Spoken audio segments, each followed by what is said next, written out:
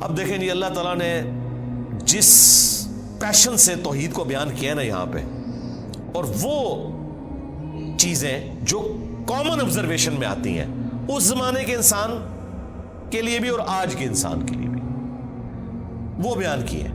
جو میں نے آپ کو سٹارٹ میں کہا تھا سورہ یونس جو ہے آپ سمجھ لیں سورہ توحید ہے، اس کا ڈومیننٹ فیکٹر توحید ہے. قل من یرزقکم من السماء والارض، اے نبی ان سے پوچھئے بھلا بتاؤ تو کون ہے جو رزق دیتا ہے تمہیں آسمان سے اور زمین سے، آسمان سے پانی برسا کر اور اس کے ذریعے زمین سے کھیتی اگا کر.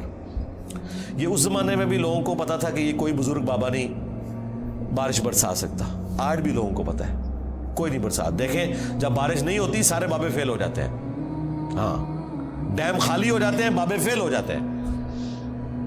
وہ اللہ کی مرضی بارش دے نہ دے. امن یملک السمع والابصار، بھلا بتاؤ کہ کون ہے مالک ہے جو کان اور آنکھوں کا. اللہ نے کان بھی بنائے آنکھیں بھی بنائی، کوئی اور مالک ہو ہی نہیں سکتا. اچھا مجھے بتائیں یہ بزرگ جب ڈورے ہوتے ہیں وہ بھی ڈیوائسز لگواتے ہیں، ہاں ان کی آنکھیں جب کمزور ہوتی ہیں کیا انہوں نے اینکیں نہیں لگائی ہوئی؟ جتنے یہ غوث وقت ہے نا اس وقت سب کی اینکیں لگی ہوئی ہیں. ہاں الیاس قادری صاحب بھی جب انہوں نے کچھ پڑھنا ہوتا ہے نا وہ کہتے ہیں مجدد بھی ہیں اور غوث وقت بھی ہیں اس وقت بریلویوں کے، اینک لگاتے ہیں. کیوں لگاتے ہو اینک؟ تم تو دلوں کے بھی چھپے ہوئے راز جانتے ہو، سامنے چیز آئی ہوئی نہیں پڑھ سکتے. ابھی تو انجینئر صاحب نے اپنا فارمولہ نہیں رکھا میکینیکل انجینئرنگ کا، مشین ڈیزائن کا. تم جو اردو میں لکھی ہوئی باتیں ہیں وہ بھی انگریز کی بنائی ہوئی اینک کے بغیر نہیں پڑھ سکتے. ہمیں تو کل تک کہتے تھے جی اگر انگریز ہوا میں اڑ سکتا ہے تو بابا کیوں نہیں اڑ سکتا؟ انگریز تو اڑ کے دستا ہے جہاز بہ کے، بابا بھی اڑ کے دسے مان لے مانگے. تو انگریزوں کی بنائی ہوئی اینکیں لگا کے تم لوگ وہ چیزیں پڑھتے ہو تو ظاہر ہے تم تو مالک نہیں ہو ان آنکھوں کے. آج تک کسی بزرگ نے اپنی آنکھیں کمزور ہونے سے روکی ہیں؟ کوئی شخص اپنے بڑھاپے کو ٹال سکتا ہے؟ کوئی پیغمبر بھی نہیں ٹال سکتا اپنے بڑھاپے کو. بال سفید ہوئے تو ہو گئے، نظر کمزور ہوئی ہے تو ہو گئی ہے. تو یہ چیز ہے. اللہ تعالیٰ فرماتا ہے کہ پوچھ ان سے اے نبی صلی اللہ علیہ وآلہ وسلم کون مالک ہے کان کا اور آنکھوں کا. وَمَن يُخْرِجُ الْحَيَّ مِنَ الْمَيِّتِ، اور کون ہے جو مردے میں سے زندہ کو نکالتا ہے. بظاہر زمین مردہ ہوتی ہے اس میں سے زندہ کھیتی نکلتی ہے. بظاہر انڈا ہماری کامن آبزرویشن کے اعتبار سے مردہ ہوتا ہے، اس میں سے چوزا نکلتا ہے.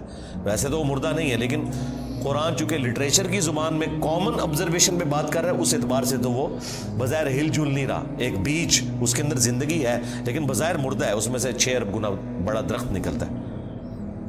وَيُخْرِجُ الْمَيِّتَ مِنَ الْحَيِّ،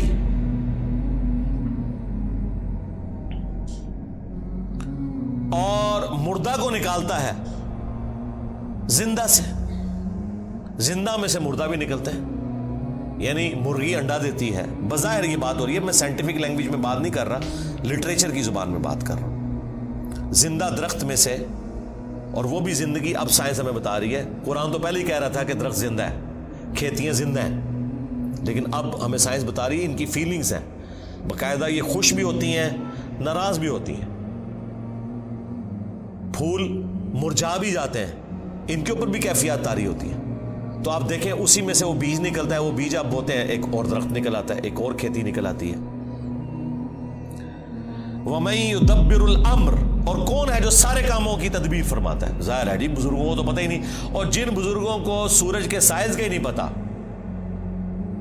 وہ سورج کو کیسے کنٹرول کر سکتے ہیں، اور سورجوں کی تعداد بھی نہیں پتا. ان بیچاروں نے یہی سورج دیکھا ہوا ہے. یہ تو سائنس بتا رہی ہے نا صرف ملکی وے گلیکسی میں جو ہے وہ 300 ارب سورج ہے ایک گلیکسی کے اندر، اور اس طرح کی 250 ارب گلیکسیز اور ہیں. بزرگوں تو پتہ ہی نہیں تھا. آپ لاکھ کہتے رہیں گے وہ شاہ شمس تبریز نے بوٹی بھون لی سی. دادا کرو کہانیاں ان کی سنیں. فَسَيَقُولُونَ اللَّهُ، تو یہ انقریب کہیں گے اللہ ہی کرتا ہے. یہ دیکھو مشرکین عرب بھی بتوں کو ساتھ شریک ٹھہراتے ہوئے بھی کہتے تھے نہیں اے کام نہیں بت کر سکتے، اے وڈا ہی اللہ کرتا ہے. اور یہاں کہہ رہے ہیں بزرگوں کی ڈیوٹیاں لگی ہوئی ہیں. اندازہ کریں. فَقُلْ أَفَلَا تَتَّقُونَ، تو اے نبی سے فرماؤ کہ کیا تم ڈرتے نہیں ہو اس شرک کے کام سے؟ اندازہ کریں مشرکین عرب اللہ کو مانتے تھے لیکن اس کے ساتھ شریک ٹھہراتے تھے. ہمیں بتایا گیا ہے کہ جی یہ قرآن کافروں کے بارے میں نازل ہوا ہے جو اللہ کو نہیں مانتے تھے، تاکہ آپ کا خیال ہی اس طرف نہ جائے کہ آپ کے بابوں کے بارے میں بھی ان کے ماننے والوں نے وہ عقیدے رکھے ہوئے ہیں جو مشرکین عرب نے اپنے ان بتوں کے ساتھ رکھے تھے، سوائے ایک فرق ہے کہ وہ انہیں چھوٹا آلیہ کہتے تھے. یہ آلیہ نہیں کہتے، اللہ کے بندے کہتے ہیں. ادروائز باقی ساری چیزیں وہی ہیں. اللہ کے نیک بندوں کے نام کے اوپر، فرشتوں کے ناموں کے اوپر انہوں نے بت کھڑے کیے ہوئے تھے. کام آگے یہ وہی کر رہے ہیں، لیکن وہ ایک فرق جو ہے نا وہ اس کو اتنا اجاگر کرتے ہیں کہ نہیں جی وہ تو ان کو چھوٹا معبود مانتے تھے، ہم اپنے ان بزرگوں کو معبود نہیں مانتے. تو اس کا جواب پھر میں نے دیا تھا سورۃ المائدہ کی آیت نمبر 75 میں. اللہ تعالیٰ نے جیزس کرائسٹ عیسیٰ ابن مریم ان کی ماں کی مثال دے کے کہا ہے کہ ایسی ہستیوں کو پوجتے ہو جو نہ تمہارے نقصان کے مالک ہیں نہ نفع کے. اگر عیسیٰ اور ان کی ماں کسی کے نفع نقصان کے مالک نہیں ہیں، اب تو بات پیچھے رہ گئی کہ کرسچن جو ہے وہ معبود سمجھ کے کرتے ہیں اور ہم بزرگوں کو معبود نہیں مانتے. یہ تو بات پیچھے رہ گئی. اللہ نے کہا عیسیٰ ان کی ماں تمہارے نفع نقصان کے مالک ہی نہیں ہے. اگلی گل مک گئی، وہ تو پیچھے رہ گئی، وہ پرانی گلاں ہو گیا، پرانے بابے پرانے بہانے تواڈے نسنے دے. اگلی گل پڑھو، عیسیٰ اور ان کی ماں تمہارے نفع نقصان کے مالک نہیں ہے. اس پہ میں نے کہا تھا کہ اگر عیسیٰ ابن مریم تمہارے نفع نقصان کے مالک نہیں تو تواڈے بابے تے شاہی کوئی نہیں، عیسیٰ کے جیسا ہے ہی کوئی نہیں، عبد القادر جیلانی تے شاہی کوئی نہیں، ہاں مریم کے جیسا ہے ہی کوئی نہیں، رابعہ بصریہ تے شاہی کوئی نہیں. تو وہ آگے نہیں پڑھتے، کہتے پیچھے پڑھو، وہ عبادت کرتے سن. سرکار مان لیا، اگے پڑھو کہ عبادت کرتے تھے یا نہیں کرتے تھے. اللہ نے کہا ہے نفع نقصان کے مالک نہیں ہے، وہ اللہ ہی ہے.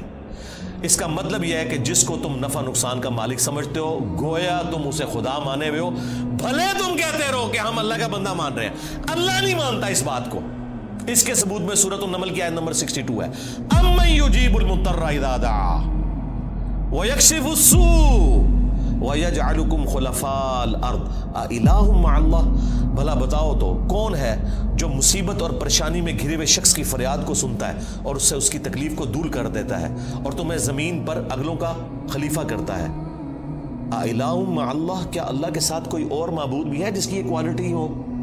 قَلِيلًا مَّا تَذَكَّرُونَ، بہت ہی کم نصیحت حاصل کرتے ہیں. اس آیت میں سورۃ النمل کی آیت نمبر 62 پارہ نمبر 20 کے پہلے صفحے پہ اللہ تعالیٰ نے واضح کہہ دیا کہ جس کے بارے میں تمہارا یہ عقیدہ ہے نا کہ تمہیں مصیبت اور پریشانی میں تمہاری تکلیف دور کر سکتا ہے، دعا میں تم اسے پکارو گویا تم نے اسے خدا مان لیا. وہ اگلے دن وہ پاپا جانی کہہ رہے تھے کہ ڈسپرین کی گولی اگر مشکل کشا ہے تو شیخ عبد القادر جیلانی نہیں. سرکار ڈسپرین کی گولی جب ہم کھاتے ہیں تو سر درد دور ہوتا ہے.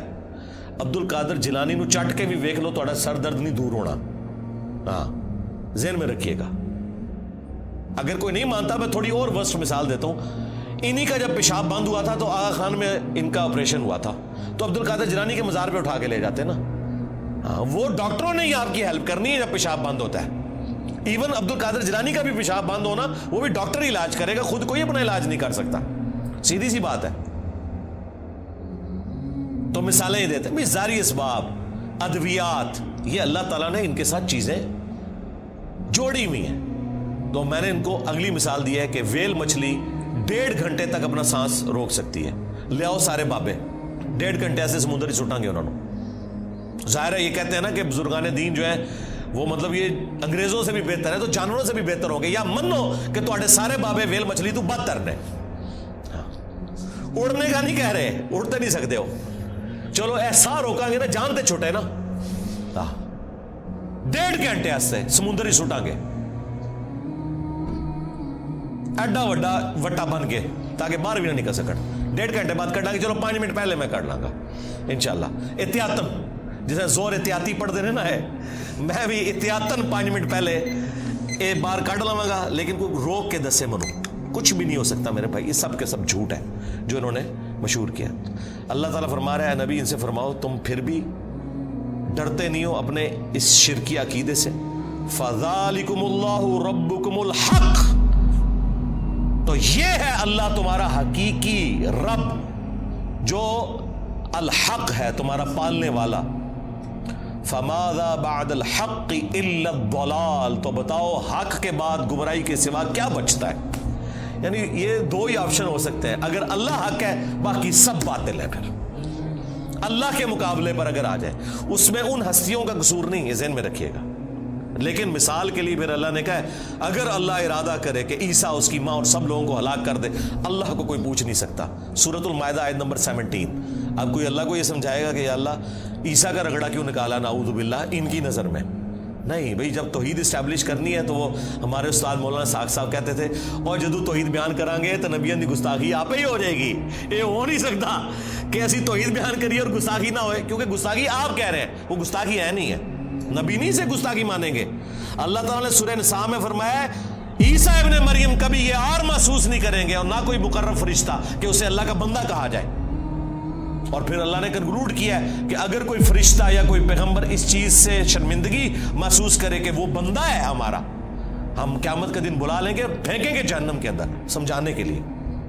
اللہ تعالیٰ تو بالکل نہ اس کا کوئی پیغمبر رشتہ دار ہے نہ کوئی فرشتہ رشتہ دار ہے، سب کے سب اس کے بندے ہیں۔ ہاں،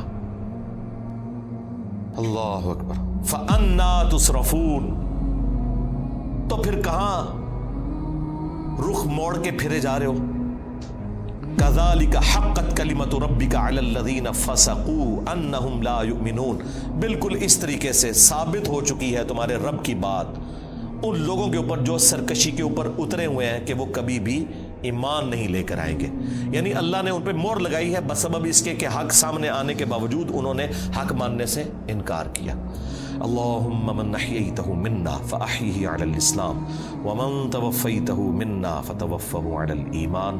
سبحانک اللہم وبحمدک اشہد ان لا الہ الا انت استغفرک واتوب الیک وما علینا الا البلاغ المبین۔ جزاکم اللہ خیرہ۔